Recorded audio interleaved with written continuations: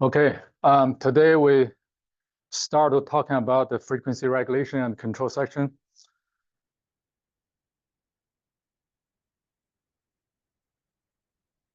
In this section, we are going to cover the modeling of the speed governing system of a synchronous generator, which is usually considered as the primary frequency control. And then we move to automatic generation control, which is usually considered as secondary frequency control for the region. And we also cover some other frequency controls not done by generator, such as the load. You can do load shedding to mitigate the frequency declines, which is called end frequency load shedding. So the materials will be from one chapter or from Kunder's book. We'll also use some materials, examples, and also homework problem from a chapter of Sadek's book. I highly recommend everybody read through the chapter 4 on April tutorial. So that one can give you a better perspective from the industry.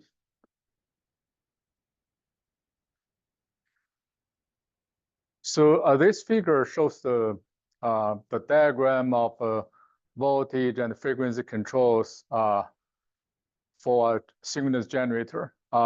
So far, we have learned how to model the synchronous generators, which is basically the circle with G. And we have, in our modeling, we have treat the field winding can provide the constant field voltage or constant field current, which is denoted by IFD, which is the field current. And in the synchronous generator modeling, we don't consider change on the field current. But here we're going to discuss how that can influence the voltage of the generator. So that will be covered by next session in voltage control. And another loop will be how to change the power input to the generator. So this is going to change either Tm, which is the mechanical torque, or maybe the Pm, which is a mechanical power, which has about the same value in per unit. This is done by another loop, which is frequency control loop. This session will cover the bottom loop, frequency control loop. And the next session will cover the top loop. So those two control loops are called local frequency control, FFC loop, or automatic voltage regulator loop, AVR loop. The frequency control loop can also control real power, and the voltage control loop will control the reactive power. Those two loops are usually configured for specific steady-state conditions, which means if a steady-state condition change, their settings may also need to be updated for the best performance. So their purpose is now to ensure the stability of the voltage or frequency. So their purpose is mainly to mitigate or reduce the variation of a frequency or voltage near the equilibrium point or near the steady-state condition. So when you design those two control loops for the steady-state conditions, they only are able to reduce or mitigate the very little variation from the steady state. If you have a large disturbance, they definitely will still can help to reduce the variation, but you have to rely on some other control to ensure the voltage stability or frequency stability or transient stability. The coupling between the two control loops are usually ignored because the excitation system is to control the voltage and the field current of field voltage. Their time constant is much smaller than the time constant of the turbine or inertia of the generator. So usually the control loop of a frequency fall into the transient time frame. If you consider maybe the fluctuation of frequency, the control loop can take even longer then maybe a tenth of a second to bring the frequency back. So the bottom control loop is much slower than the top control loop. But the top control loop doesn't involve any mechanical part. So the time constant is very small. It basically done by a power electronics or digital controller. So time constant is very small. So the control loop with voltage control usually fall into the time frame of subtransient dynamic. So it's reasonable to decouple those control loops when we discuss a voltage control or frequency control individually. Okay, we don't have to worry about the other loop. But if you want to simulate stability of the system and the large disturbance, those two control loops will interact. So eventually, you have to consider the control, the effects of both loops to judge the stability. So a better practice will be to model the voltage control loop and frequency control loop accurately and to do the time domain simulation. Okay, so the time domain simulation will cover both subtransient and transient dynamic. And finally, the loss of stability can be caused by either the frequency loop or caused by the voltage loop, which means it can be caused by either IT power or reactive power. Okay, but for this session, we don't consider the voltage control loop, and we only focus on small disturbance that can change frequency. Okay, something about the frequency control. The frequency of a power system depends on the balance of a real power or active power. Okay, any change in real power primarily affects system frequency. While reactive power is less sensitive to frequency variations and mainly depend on change in voltage and magnitude. So there could be some controller they said this is like frequency controller or active power controller, real power controller. They basically mean the same thing. Okay, because by changing the frequency, you will change the active power. By regulating active power, you are going to change the frequency. Okay, so here we don't differentiate the frequency control and from a active power control. Similarly, later in the voltage control section, we'll cover both voltage controller and a reactive power controller in the same session. Frequency for a power system is a common factor throughout the entire system. Any change anywhere in real power on the system will eventually be reflected across the entire system by the frequency. So you may have a very large interconnected power grid and many generators.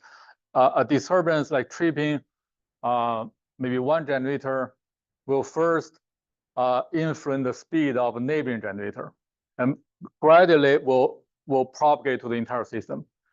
So if you simulate the behavior of all generators, you will see the speed. Some speed will change first and some speed will change later. But eventually, when the system get to the new steady state condition or equilibrium, they all have about the same frequency. So that make a frequency to be very efficient index or indicator for wide area control. Okay, so there are so many wide area controllers. They focus on frequency because they can measure frequency anywhere. They don't have to build up like transmit a communication system to collect data from the sensor at different locations. They just place a sensor locally to measure the frequency. Like for instance, if you have any chance to visit a control room, the control room, there's a display to show you the system frequency. So that system frequency may be taken from just locally, right, from the local data.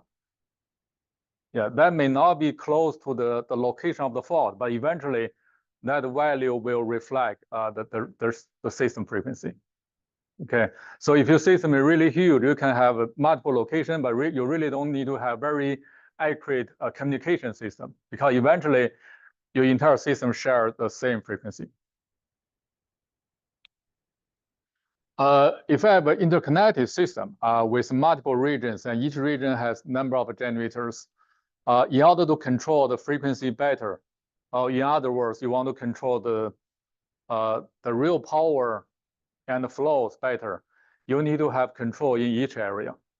So you need to control the active power and frequency of each generator, or maybe at least some generator in each area. Even you don't have control of every single generator, but you want to have some control in each area.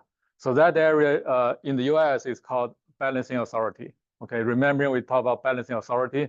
Balancing authority is the smallest region where you need to keep the real-time balance of active and reactive power. So for each balancing authority, you need to have at least one generator which can do the frequency control, which means they can have regulation, governor, and you need to connect it to the automatic generation control system. Also, you need to control the tie line.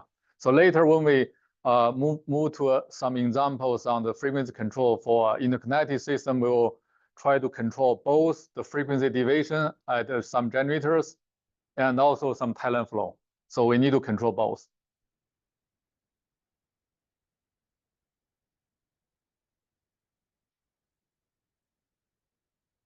The control of generation frequency is commonly referred to as load frequency control. Basically, low frequency control consider two levels of control. The first level is at the generator level, is called the primary frequency control, done by speed governing system of each generator. And the second level is automatic generation control, AGC, for interconnected system, or at least for one area of the system.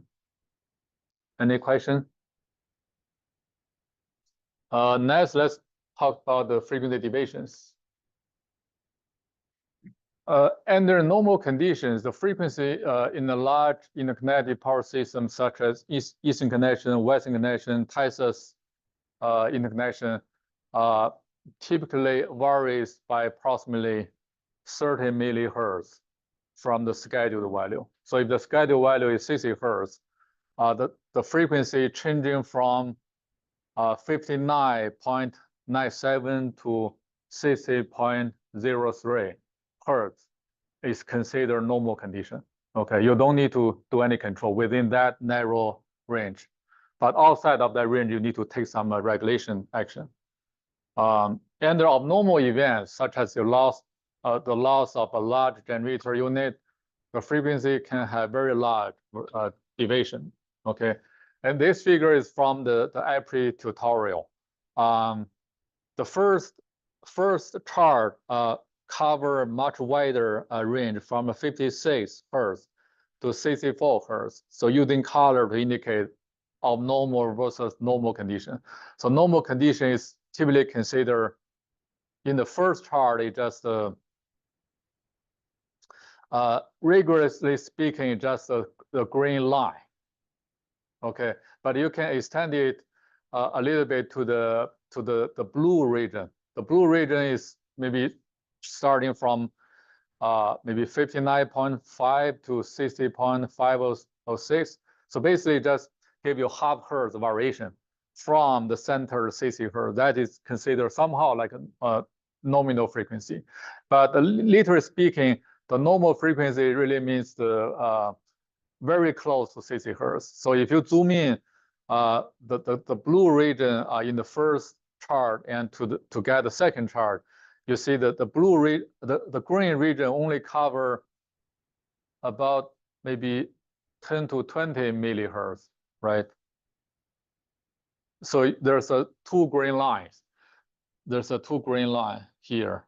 So if the frequency go outside of those two limits, then the governor need to take some action to respond to that. Within those two limits, the governor doesn't need to respond, even you have frequency deviation. That is done by setting the what is called the dead band for the governor, because you don't want the governor to respond so frequently, right? That's not good to the generator. You want the governor only respond to some necessary events, like frequency go above 20 millihertz. So 20 millihertz or 30 millihertz is usually the setup for the dead band of most of the governor.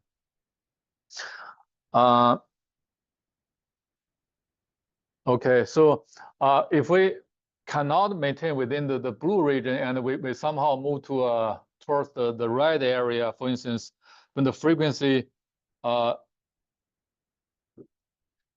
change by 1.5 hertz, go to above 61.5 hertz, so there will be a protection which will trip the generator because the generator is operating under over frequency condition.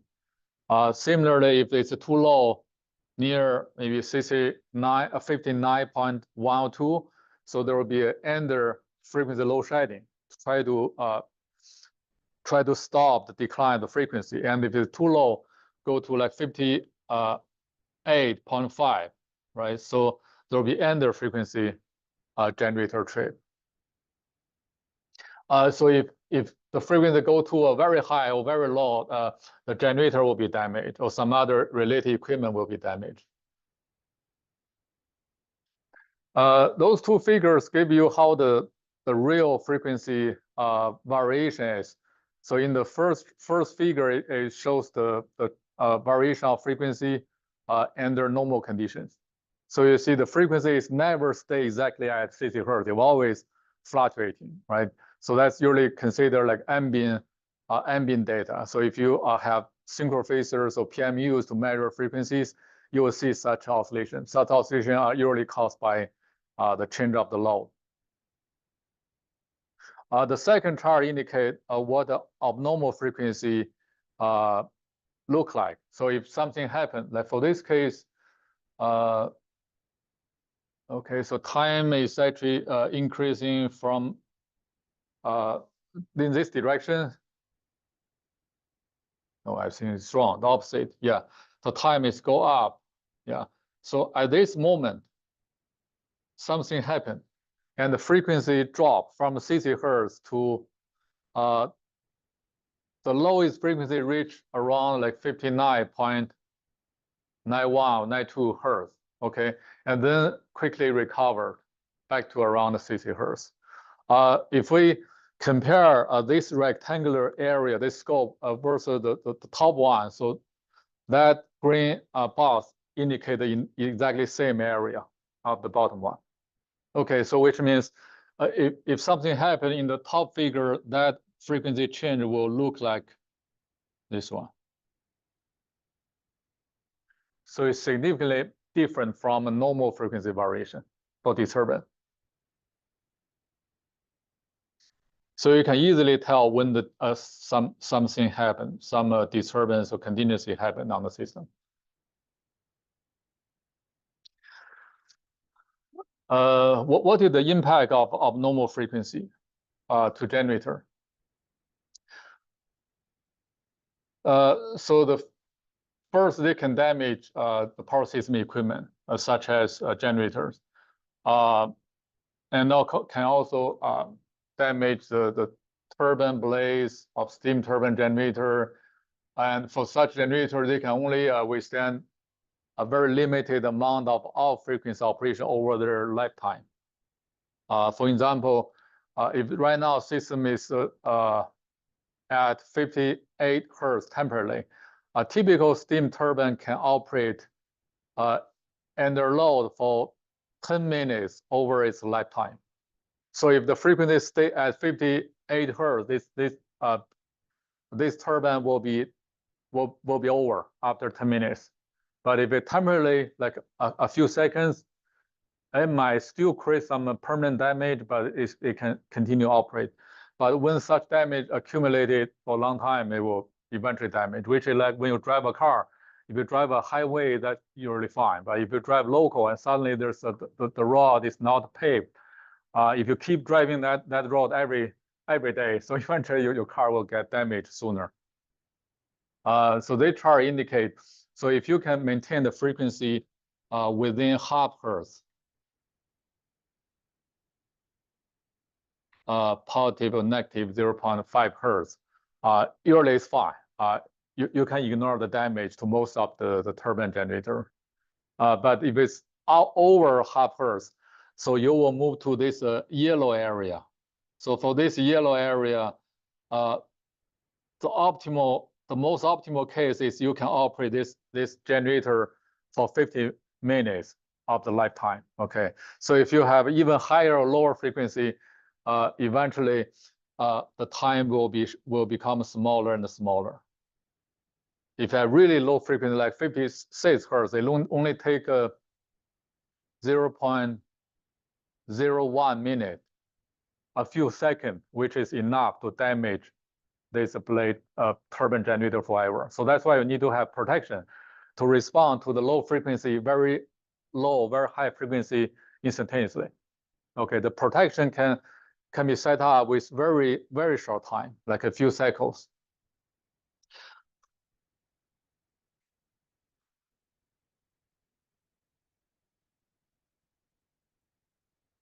All right, next we can talk about how to model the turbine governor. And in the previous session, all the modeling work has been done for that the right box. We model the generator starting from the equivalent circuit, and we introduce power transformation to have a D-axis and Q-axis circuit, and gradually derive the differential equations and simplify the model. The simplest model is just use swing equation to model how the mechanical torque changing from how the electric torque changing from mechanical torque can cause a change on the speed and angle. That's what swing equation is talking about. But now we are going to model how the turbine will determine the mechanical power and how the speed will be feedback through the governor and to influence the opening on the valve and the output of turbine. So we talk about that the low frequency control loop. We'll focus on the blue and green boxes here. Here in the modeling we can either use torque or power, and so power is equal to the product of the speed and the torque. So if the speed is at 60 hertz, the nominal frequency, then when we calculate per unit value for power and torque, they are same. Okay, and here in this section, we can treat power and the torque be equal in per unit value. Why? Because as we just saw, the frequency can only operate within like a half hertz variation. Half hertz divided by 60 is about less than 1%. Which means even if we consider the normal frequency, which is at the blue or even the green area, right? So the green area has 0.01 hertz, 10 millihertz divided by 60 hertz. So that can be ignored, that variation. So which means for normal condition here, which is the first chart, not the second one, not the second one. Second one can be covered later by stability session, but here we only just consider the very small variation of frequency. So in this case, it's safe. We can consider the frequency in this section is always very close to 60 hertz. Then that makes torque be equal to power in per unit. Does that make sense?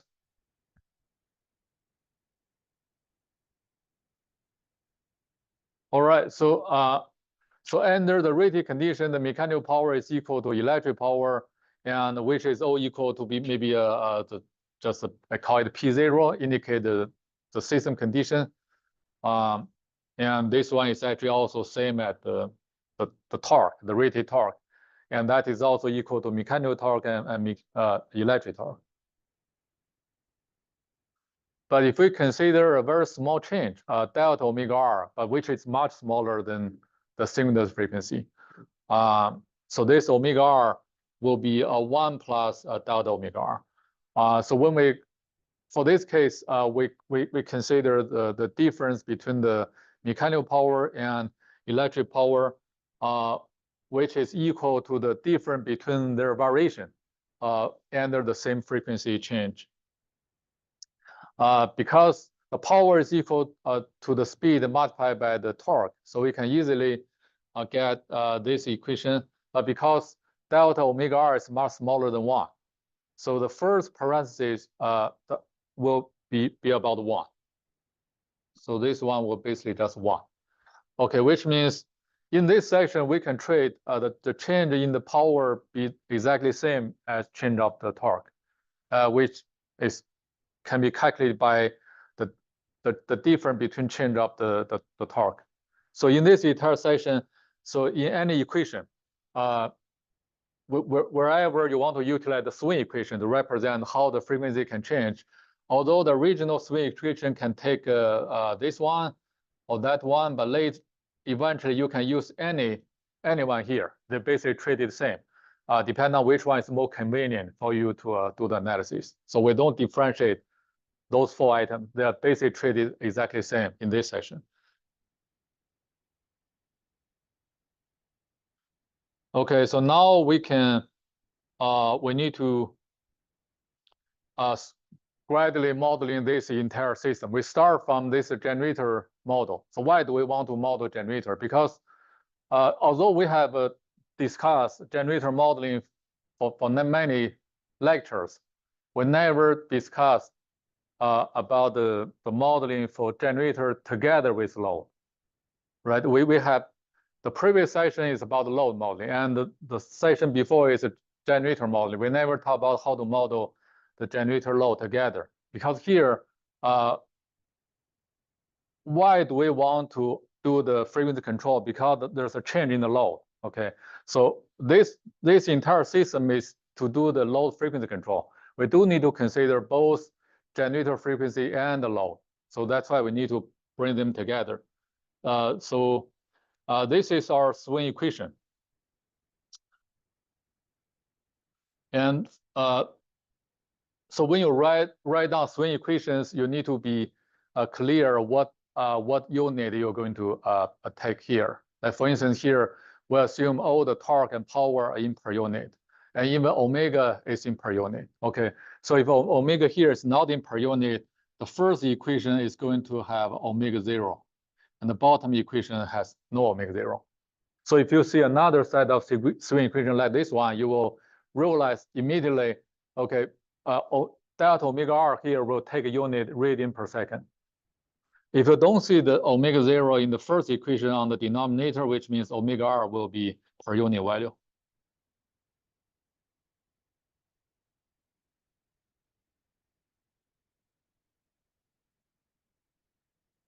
And h is the inertial constant, which has unit time, a unit of time in seconds.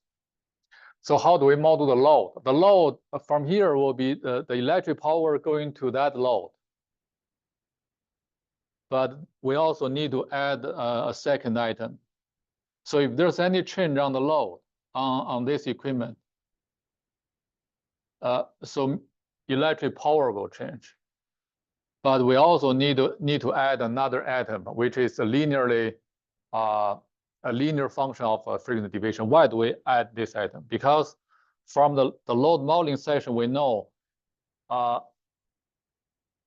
some load can be frequency dependent. Okay, so it's safer to consider the frequency dependency to the load.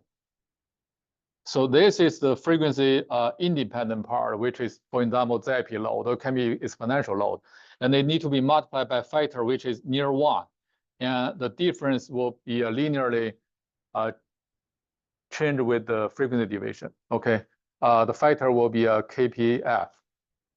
So usually KPY will take a value maybe 1 to 2, right? So you can find that the table from a previous session. So this is the load model. So based on this frequency dependent load model, we can have the 2 items. The first item is frequency independent, or not sensitive to frequency. The second is sensitive to frequency.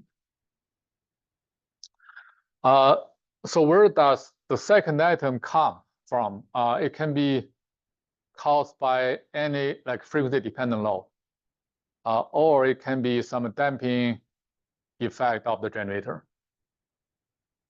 So if your generator has some like damper winding, which can help provide some damping torque or damping power, so that one can be modeled here by this item. So the second item is an integrated effect of both frequency dependent load and also maybe the damping effect on the generator. Both type of quantities can be modeled by a linear function changing with a frequency deviation. So if the swing equation has per unit value on both sides, so which means the delta omega r here is a per unit frequency, then D should not have any unit. So D's meaning will be percentage change in load for every 1% change of frequency. That's what the D means, which means for the power and the frequency, you both take a per unit value, okay? Then you divide the load change, per unit load change by the per unit frequency change. That will give you the D value. And D has no unit. It's just a number. So now we can generate the either differential equation or block diagram considering both generator and load. From the swing equation, we can have this equation. So if we apply Laplace transform on both sides, and we also add the frequency dependent item here. So because those total give you the change on the electric power, right? So next one, you can move the items about the delta omega r to the left hand side. Then you can immediately get this block diagram.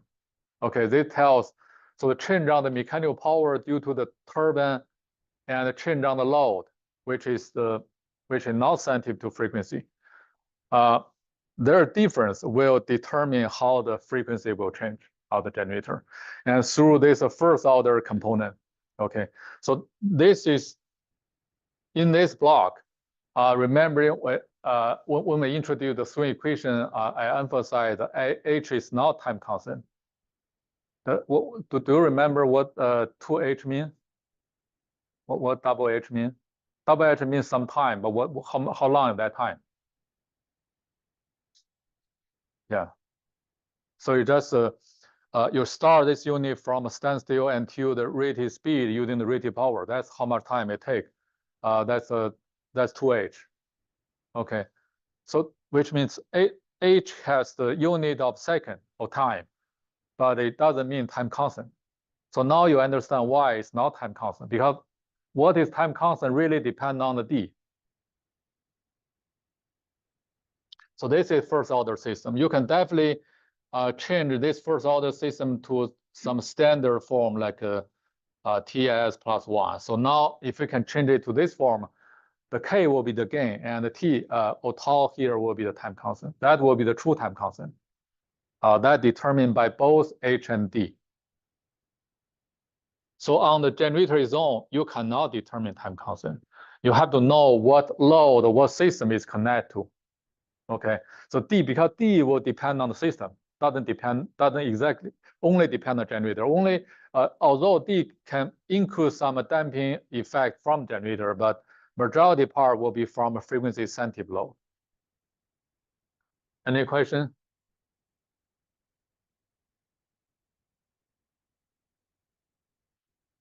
Okay, so now let's see how the frequency deviation can be if we don't have any low frequency control.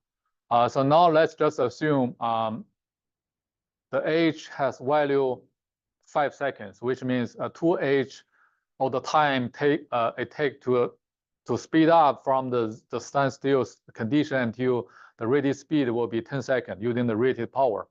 That's 2H value, 10 seconds. And the D here is a 0.75, which means the load will change by 0.75% if there's a change, 1% change in frequency. Okay, that's D value.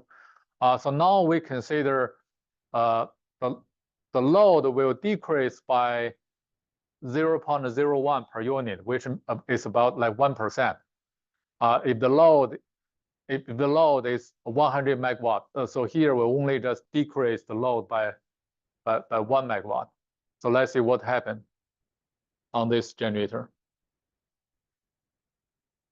So this is the model on the transfer function from the load change to the frequency change.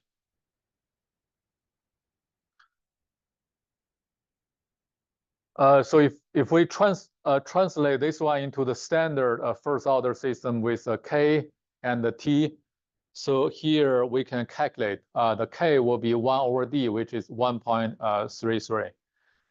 T will be M divided by D, which is 13.33 seconds.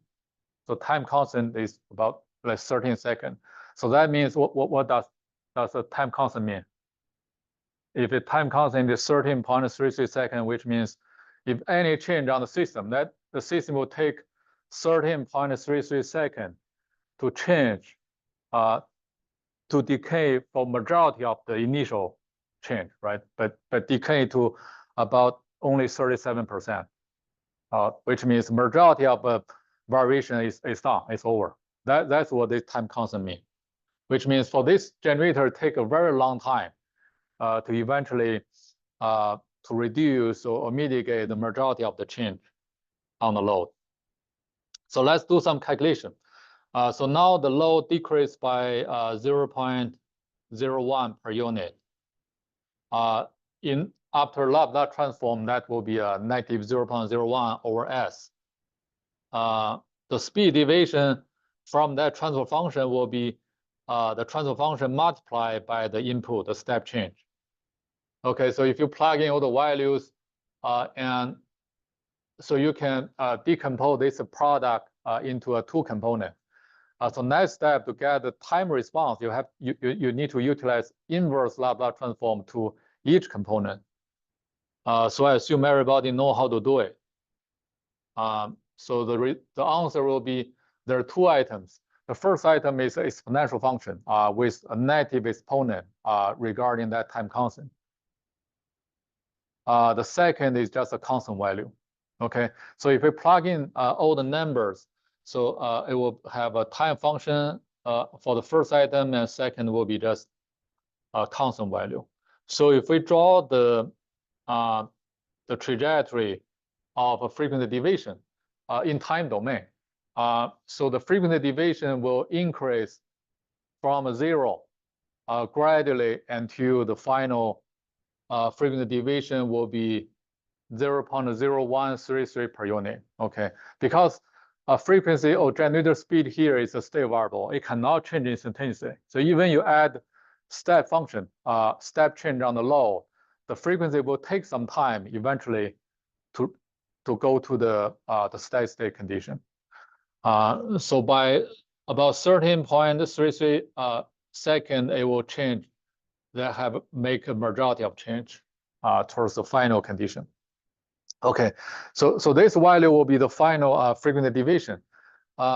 So because the unit is per unit, so 0.01 is about like 1% of the nominal frequency. Okay, so that sounds pretty small. But if we translate that value into the unit of hertz, so that is 0.8 hertz. So it's too bad, right? If you compare this one to the what we define for normal frequency, right? The 0.8 hertz is already maybe start tripping some protection. But think about it, we only just change the load by 1% of the unit. This example tells, so it's very critical to have load frequency control. We want to reduce this value. We don't want that 1% of load will cause maybe 0.8 or even close to 1 hertz change on the frequency, right? That's too bad. How can we reduce this value? We need speed governor. So next we are going to model that everything this green box, the governor, and which will be responsive to the speed and will change the valve opening and eventually will influence the mechanical torque or power. Okay, so this is a picture of a speed governor from the 19th century. This is a picture I took this picture a few years ago in the museum.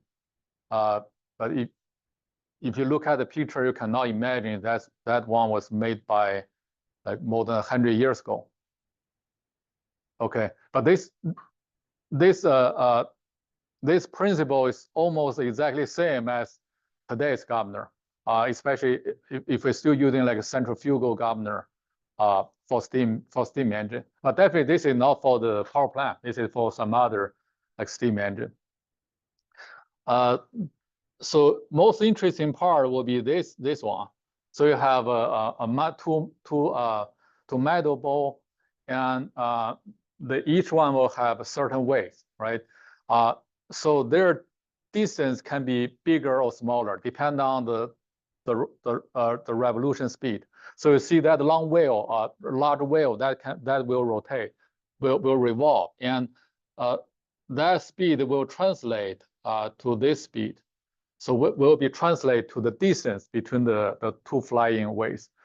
So if that wheel has very high speed, which means the two flying waves will carry high kinetic energy. Okay, so their distance will be bigger. So when the distance become bigger, so it will move this part. They can move this pole up and down. Then that one will influence the opening of some valve.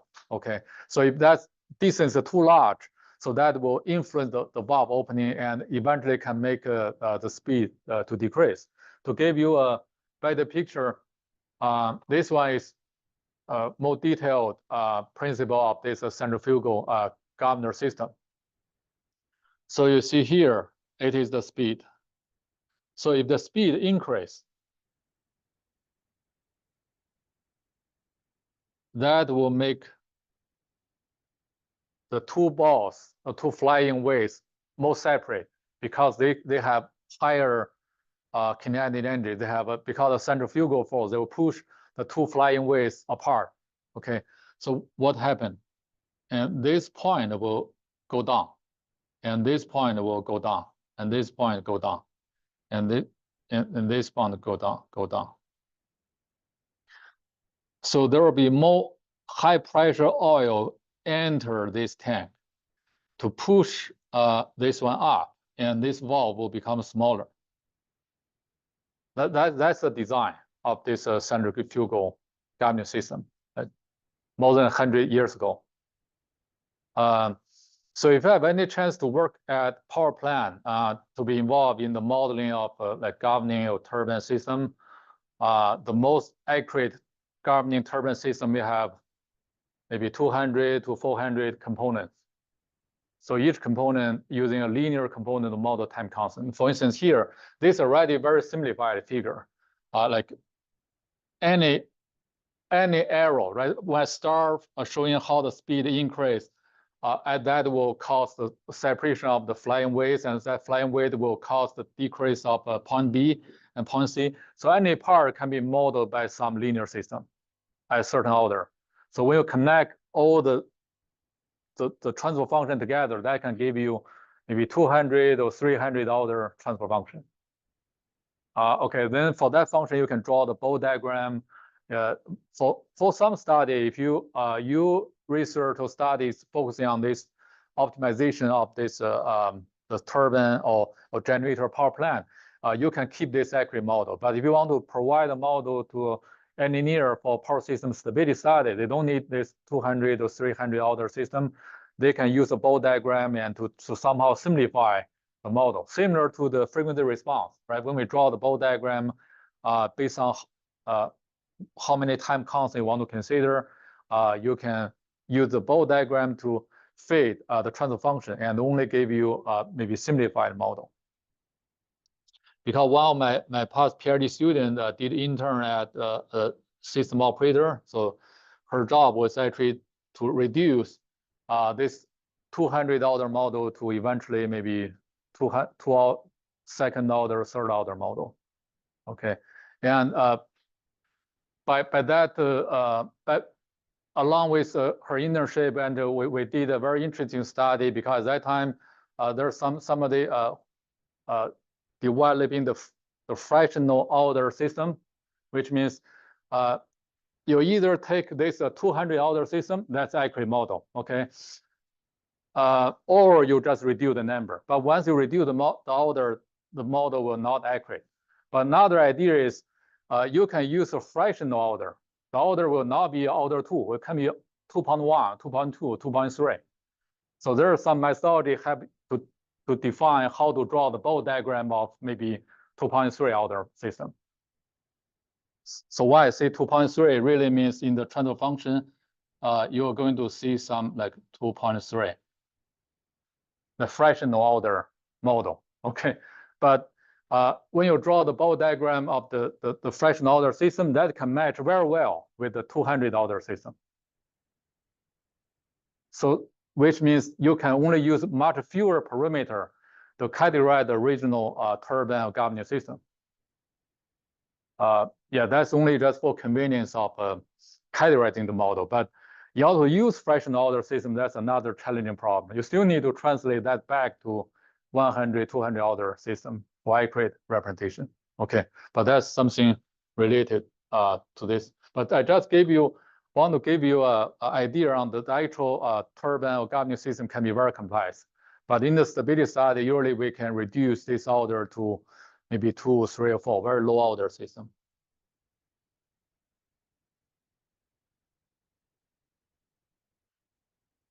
So the most critical part to model speed governing system is actually based on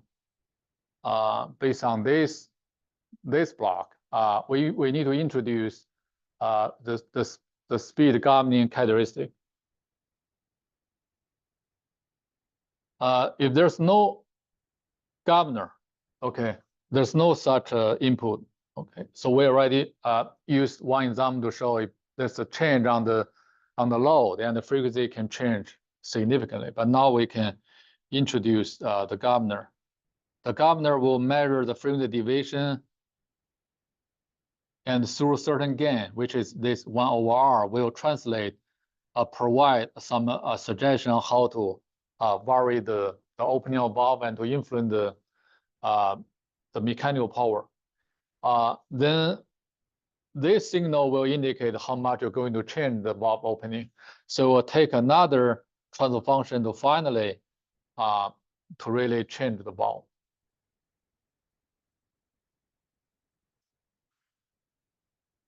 So the governor is basically just provide this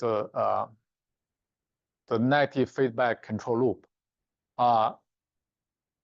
The key idea of this governor speed governor control system is basically just a proportional control. It cannot mitigate the speed deviation. It can only just reduce the speed deviation. So it does not eliminate the speed deviation due to the load increase. Because in order to have the control signal, non-zero control signal, so this speed deviation cannot be zero. It relies on the non-zero speed deviation to provide the control signal.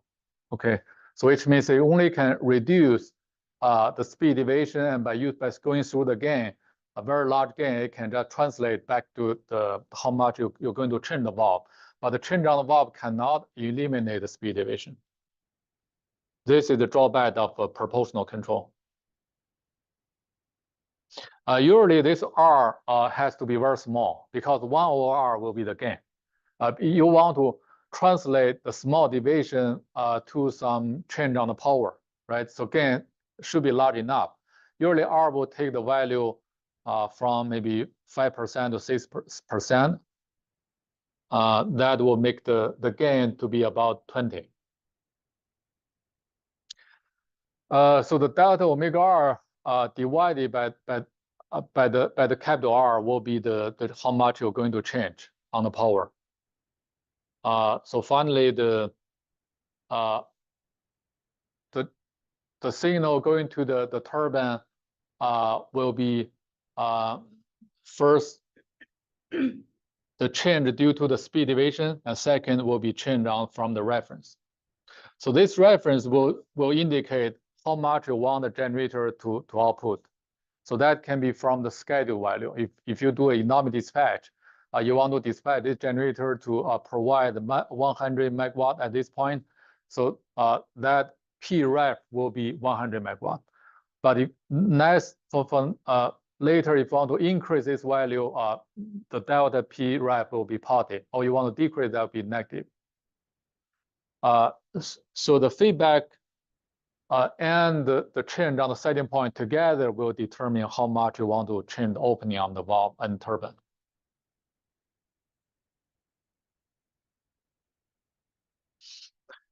In order to finally change the valve, it have to go through some time constant. Here we just call it a tau g. Okay.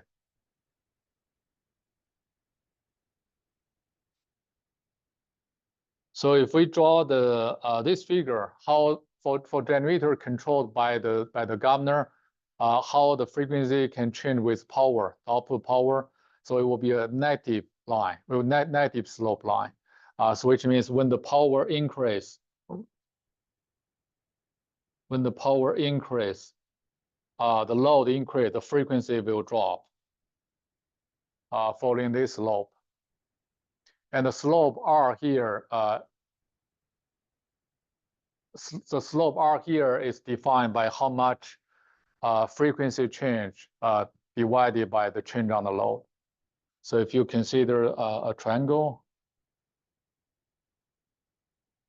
the Y will be the frequency division, X will be a change on the power.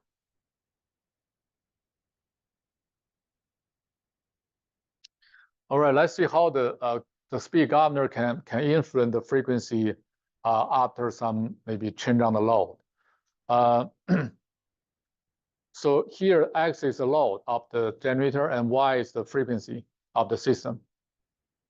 So if the load is completely frequency insensitive load, which is the red line, which means the load has no room to negotiate. It has to be exactly 1,000 megawatt, no matter what frequency it operates. So it will be this vertical straight line. So if the system has some frequency sensitive load, which will be this blue line. The blue line, which means, so if right now the frequency is exactly 60 hertz, okay, so the load will be 1,000 megawatt. If the system frequency drop to 59.4 hertz, decrease by 1%, and the load will decrease to 970 megawatt. If you have an even lower frequency, the load will be even lower because the frequency sensitive load, especially for IT power, usually that KPF is positive, right? That's why I make the slope along this blue line to be always positive. Remember that caused by KPF. For IT power, usually this is positive. So if the load has both frequency sensitive component and frequency insensitive component, eventually that will become the green line. Will be something in the middle. So here, let's just assume we just use a straight line to approximate the total the load characteristic with D equal to 2. D equal to 2 means for 1% of the frequency change, okay, the load change will be 2%. So if the frequency is exactly 60 hertz, the load will be 1,000. If frequency drop by 1% to 59.4 hertz, the load now becomes 980 megawatt. So that will be the green line.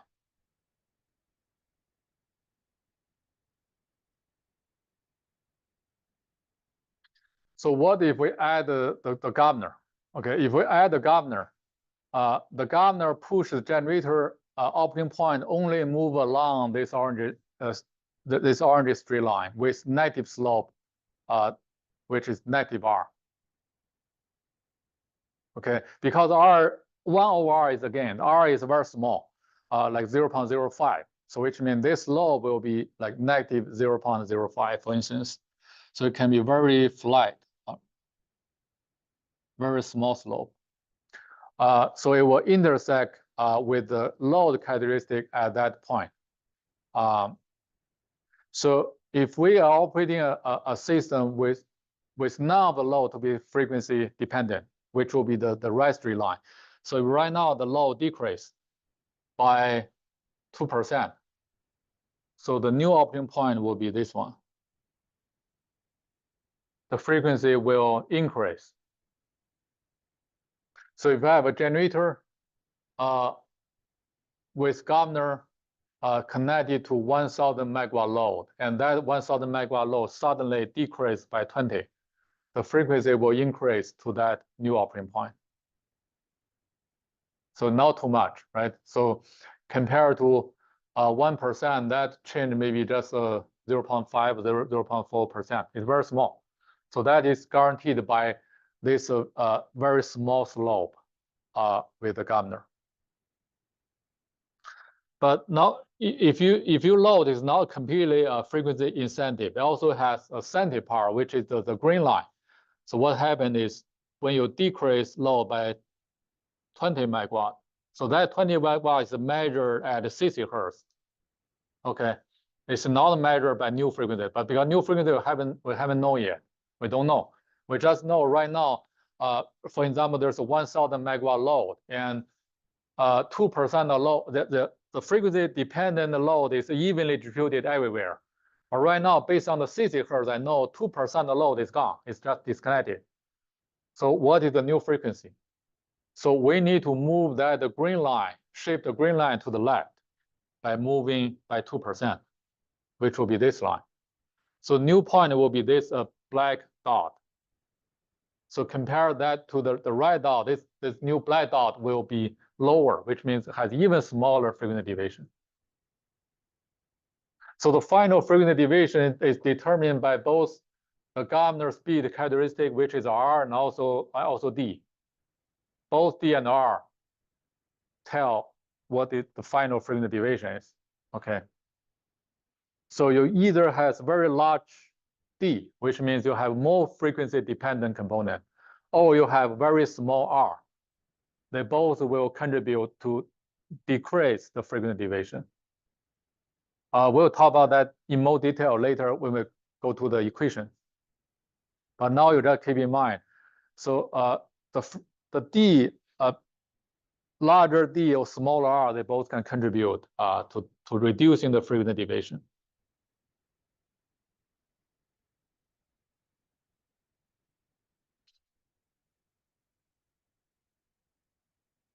Okay, so you didn't think about the early example, right? The load change by 1%. Remember, we assume like decrease by 1%. If there's no R, but only have D, to make up that 1%, that delta omega has to be large enough, which is 0.8 hertz. But now we add a second item, which is 1 over R. R is a small value. So that can make delta omega be much smaller if 1 over R is much bigger. That's key idea on or the contribution of the governor to mitigate the frequency deviation. All right, so to summarize what we observed from this example, so if D increase, which means there's more frequency dependent load, then the green slope will be smaller, and delta F will be smaller. If R decrease, which means a stronger load frequency control feedback, okay, or a bigger gain with the governor, then the orange slope will be smaller, and the delta F will be smaller. Okay, any question? All right, so next we want to model the turbine. Okay, from the opening of the valve translated to the change on the mechanical power. So we assume this change cannot take instantaneously, right? You still take some time. And as I said, so if you model that turbine system, how the speed deviation going through governor, going to change the valve opening, and finally influence mechanical power, that can be a $200 system. But here we don't have to consider that complex system. We can use very simplified model, which is accurate enough for stability study. A prime mover for a single generator is the source of the mechanical power. So it can be from a combustion turbine, if it's a natural gas power plant, or it can be from the hydro, if it's a hydro power plant. So the model of the turbine relates the change in the mechanical power output, which is the delta PM, to change in the gate or valve opening of delta PV. Okay, delta PV, here we also use capital P because here we consider everything in per unit. So which means that the PV, which is how much the valve is open or closed, that value can be translated into how much power if we consider they have roughly linear relationship. So that's why we use P everywhere in this entire control loop. To model this system for turbine, we can usually the total time will take from 0.2 seconds to 2 seconds. It will take less than a couple of seconds to really change the mechanical power of torque. If you open the valve and use timer, and after a number of components, finally it will take this time to really change the power and torque. So now we can draw the entire closed loop control by considering each component as the first order system. So here we ignore all the nonlinear function, all nonlinear, maybe limit or deadband. So we just only model the time cost or time constant for each part. And that this will be the simplified model to talk about this entire control loop, and which is good for this section, because in this section we only focus on small disturbance. But later, when we want to study the transient stability or other stability, we may need to gradually add more nonlinear component to make this loop be more complex and more accurate. But now you can, if you want to draw the transfer function, so this will be the transfer function.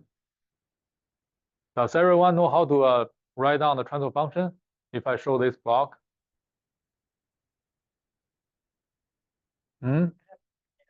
Okay. So simply speaking, so if you have any transfer function like this one, so this is, we can call it f. And this, yeah, so usually we call, yeah, this one should, usually we call it g, which stand for the open loop transfer function, and f maybe stand for the feedback. If it's a negative feedback, and this x and this y. So what is the transfer function of y over x? So there will be, what is the numerator? So numerator will be g, right? Assume it is s function. And what is the denominator? 1 plus gs, right? So if you use this formula, you can write down any transfer function. So here, y can be anything. Here, you can. It doesn't have to be whatever on the right. You can use anyone to be the y. Like for instance, here I use delta omega r to be the y, and negative delta pl to be the x. So here this is y. Here is x. But if you want to write another transfer function on how the reference value will influence the speed, you need to count all the 3 blocks on the top to be g, and only the bottom one to be the f, right? But now if you when you write this one, so the g will be only this one, right? F will be the multiplication of everything here. Then you do some simplification, you will get this one. All right, so check your notes if you don't remember how to do such one, because you're going to do some homework about this block diagram. All right, so let's do some very simple analysis based on this transfer function on how the frequency will change by load. So the system has 2 inputs. The top one will be changed on the load, and the life will be changed on the setting point. So where is that setting point? I forgot to show you here by this figure. The setting point is here. So in this figure, there's a motor turn screw, which means you actually can use that motor to move that screw up and down. If you move it down, that actually push all the point A, B, C, D, E, everything down, which allow the 2 flying ways more separate. So which means the entire system will operate at higher speed. If you move that screw up, that will make the entire system operate at lower speed. So this will be the input, okay? Although the value is not, it's just the position of that screw, but it doesn't tell the power, but that one will influence the power. You can translate to how much power you want this generator to output.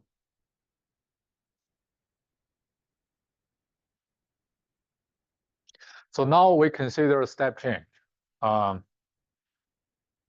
So the steady state frequency will be, to calculate the steady state value, that will be the from that transfer function and multiply by s, and then let s be close to 0. So you estimate steady state frequency. So you don't have to do the inverse Laplace transform. You can use this principle to estimate the steady state value. Okay, so you just multiply the delta omega r s by s, then let s be 0.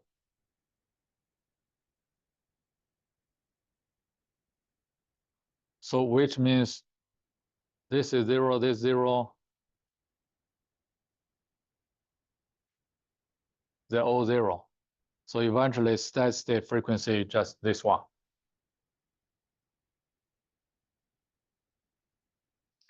If you really want to see how the generator respond to this step change, so this will be from a time domain simulation. So the speed will decline to have some what is called like a nadir frequency of speed nadir, which is the minimal speed frequency, then will go up. So finally we'll reach the steady state deviation.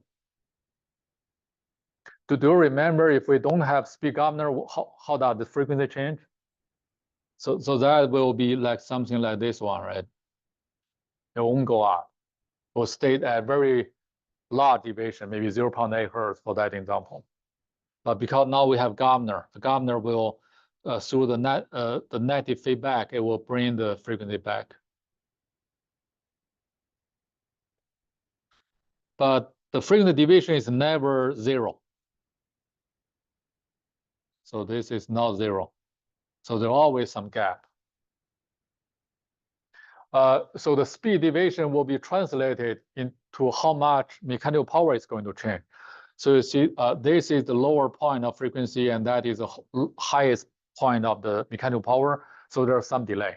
So that delay time is about the time total time constant translated from the governor all the way, maybe, yeah, from the speed deviation all the way through those blocks.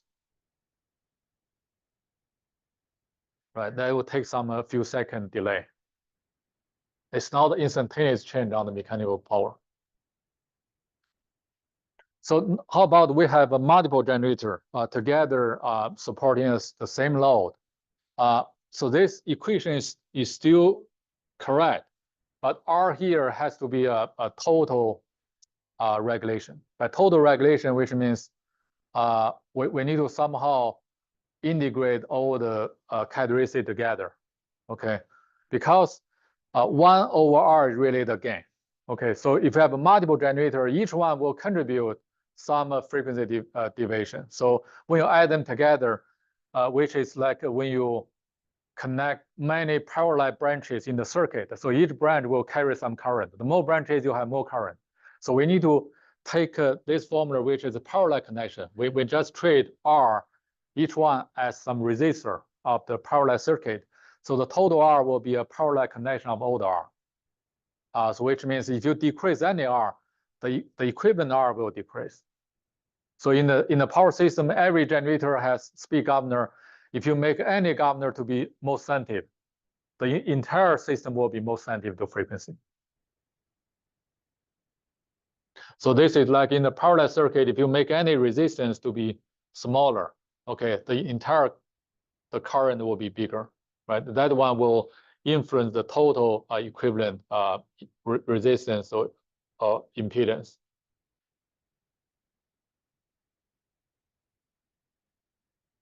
Okay, the next question will be, it seems that the smaller R, the better. Is that true? Definitely, when asked this question, the answer means it's not true, right? It will, if you have any ideas on the stability of the proportional controller, if you use proportional controller, usually you increase the gain, that will help to give you a better steady state condition, but it will increase the dynamics. And if the gain is too large, then eventually the system can become unstable. Okay, it will have very large oscillation. So I will leave that one for next lecture. So next lecture we'll use one example to give some value and to study what range of R we need to use to design this power plant. Yes.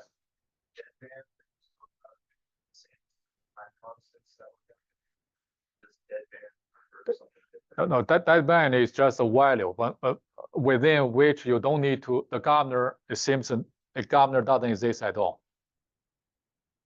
The dead band is like this one, right? Yeah. On slide 5, the green shaded region. Yes. Yeah. Let me see. Which is like this one.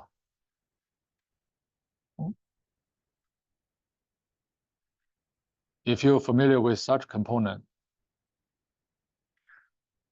So when the speed deviation goes through this component, it need to follow this curve. And this H will be maybe 30 milliseconds, 30 millihertz. So within 30 millihertz, it doesn't change at all. Only when beyond 30 millihertz, it can start change and can influence this one. Yeah, the control design. Yeah. Maybe to answer that question, I would see there can be both physical dead band, depending on what governor turbine you have, or there can be intentional dead band. Yeah, it can be both. Because the dead band, some design of the dead band may be made by the generator manufacturer. Your generator has a very expensive equipment that need to be protected, which means you definitely don't want to make it too responsive and to give more risk of damage. And actually, it doesn't have to. So later, when we talk about automatic generation control, we don't really need to have every generator to be very sensitive. We need at least one generator which can mitigate. Maybe eventually there are only few generators, they help to bring the frequency back to 60 hertz. So all the governor with that band, they can mitigate the frequency deviation until maybe tenths of a millihertz, and then you can use AGC to bring the frequency eventually back to 60 hertz. Okay, all right.